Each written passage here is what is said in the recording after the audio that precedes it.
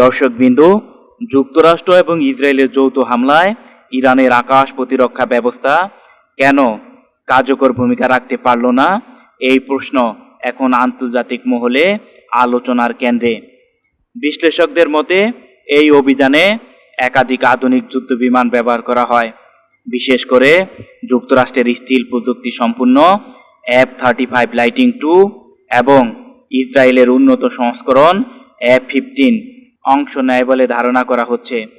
Still প্রযুক্তির কারণে এসব বিমান রাডারে সহজে ধরা পড়ে না, ফলে প্রাথমিকভাবে শনাক্তকরণে দুর্বলতা দেখা দিতে পারে। অন্যদিকে ইরানের আকাশ প্রতিরক্ষা ব্যবস্থায় রয়েছে রাশিয়া তৈরি S-300 এবং নিজস্ব উন্নত সংস্করণ ওয়াফা 373। কাগজে কলমে এগুলো অত্যন্ত শক্তিশালী প্রতিরক্ষা ব্যবস্থা হিসেবে বিবেচিত, তবে বাস্তব যুদ্ধক্ষেত্রে ইলেকট্রনিক জ্যামিং, সাইবার আক্রমণ এবং সমন্বিত মাল্টিডোমেন কৌশল এসব প্রতিরক্ষা ব্যবস্থাকে অকার্যকর করে দিতে পারে। বিশেষজ্ঞরা ধারণা করছেন, হামলার আগেই ইলেকট্রনিক ওয়ারফেয়ারের মাধ্যমে ইরানের রাডার ও যোগাযোগ ব্যবস্থা অচল করে দিয়েছিল।